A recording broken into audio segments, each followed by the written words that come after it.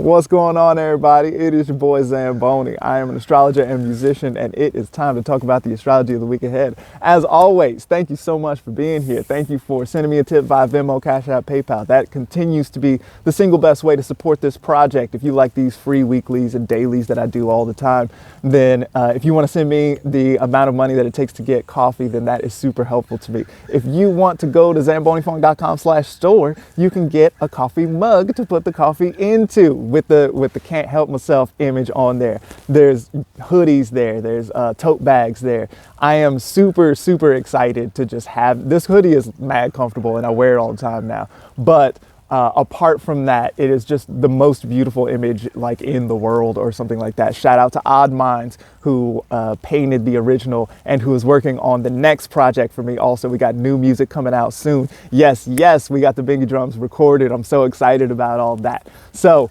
that is going on. Also, at that same place where if you like these weeklies and maybe you don't have the time in your schedule, I know my schedule is pretty tight, and so maybe you don't have the same availability as me or something like this, or maybe you don't have over $100 to spend on a whole hour, then we can do, I am now launching today a 10-minute video situation. So if you got a question and you want me to rap for a little while about your particular transits and what's going on for you in this moment in time, or you want to know what's going on in the year ahead, for example, or this kind of thing, then I am happy to do a 10-minute video and we can talk about and I will talk about whatever is going on for you. So all of that is available at zambonifunk.com. Thank you for listening through all of that, and let's talk about the astrology of the week ahead. The good news this week, I feel like, is that it's not that much going on. We still got Jupiter in Pisces. This is our last week of Jupiter in Pisces. So we've got, the Jupiter is only in this kind of dignity one time every 12 years, right? So Jupiter is only in Pisces for 1 year out of every 12.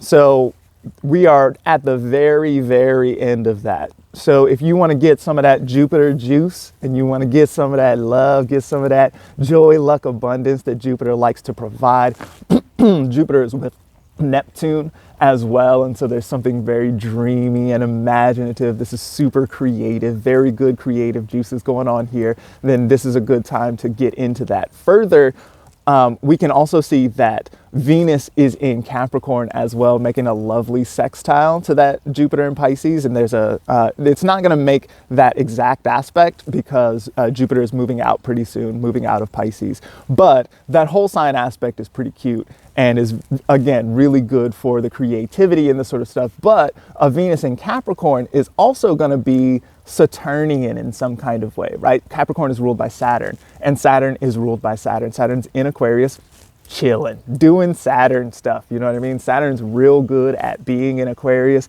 doing the Saturn things from that vantage point. We still got some really great Saturn for another few months here, for another 3 months or so. So we still have this whole situation happening here. And so there's something really good about getting regimented about things, about sort of like working on the management of things. Getting your affairs in order is a really good thing to do under this kind of sky, especially if you're trying to do that creative stuff. This is actually a very good week for creative things because we've also got Mercury in Capricorn.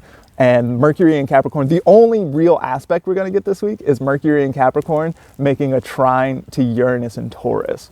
So in these earth signs, whenever we see an earth sign situation, then we're going to be thinking about practicality. There's something going to be like a little physical about it. There's something, very sort of like nuts and bolts about that. It's funny, like somebody left some hardware out here. I'm going to take this with me because I'm not about littering at the streams or whatever, but it's funny that there's actual nuts and bolts here out at the creek where I'm at today.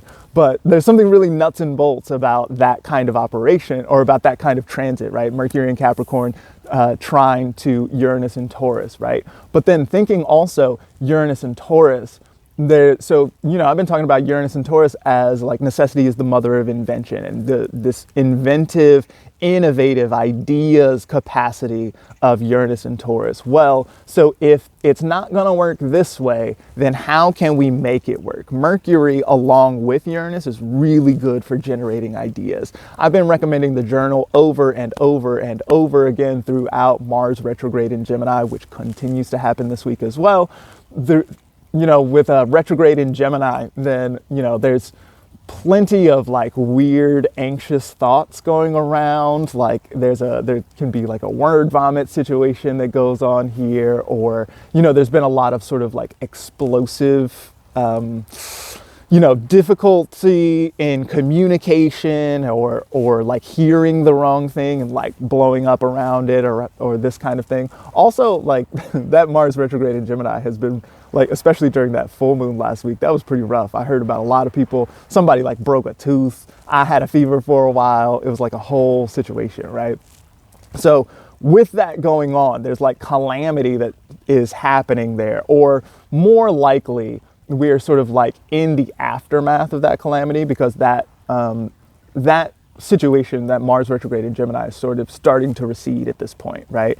We're still getting Mars is still moving backward, but the sun is past the opposition at this point. Sun is still in Sagittarius, hanging out in Sagittarius, doing Sagittarius things, but it's still in this opposition here, and so there's still conflict and tension or whatever. There's still a whole sign aspect, but the degree-based aspect has happened already, and so we're sort of like on the other side of the peak. Things are sort of starting to chill out as far as that's concerned.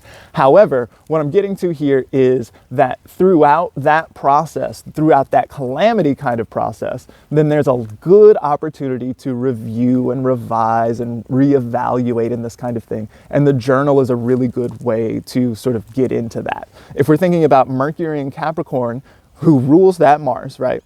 Trine to Uranus and Taurus, then there's something here really good for finding new ideas. Or, if you're writing all these crazy thoughts that are coming into your head and you're just like writing them down, then some of them are going to be crazy, and some of them it'll just be good to just eject them, just out of here, anywhere but here, right?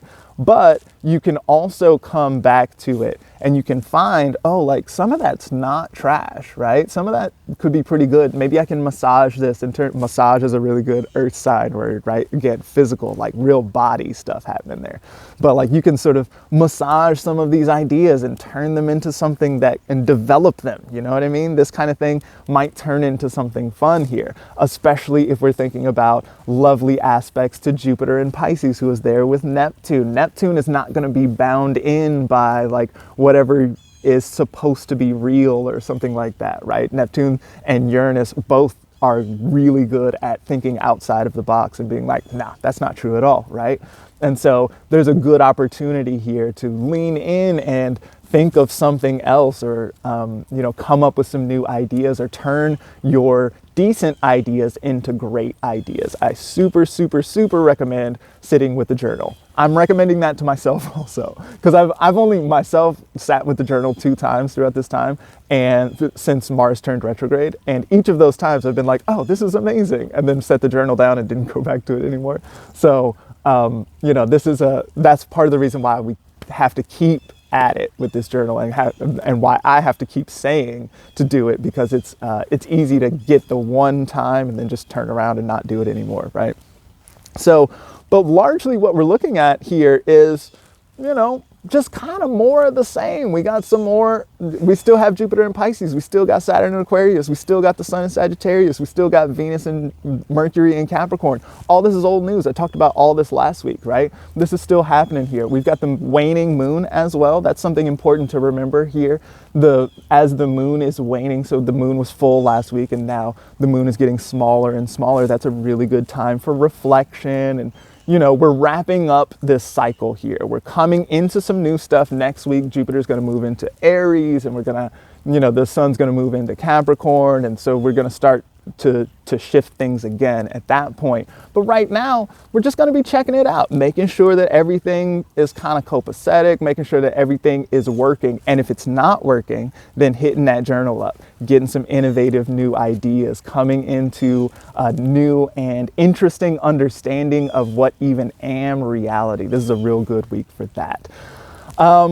I've got some new stuff coming out, so keep an eye out. There's a next quarterly forecast, which is coming up. Palace and Cameron came back on the show, so I'm really excited. Thank y'all for being here, and I look forward to seeing y'all next time.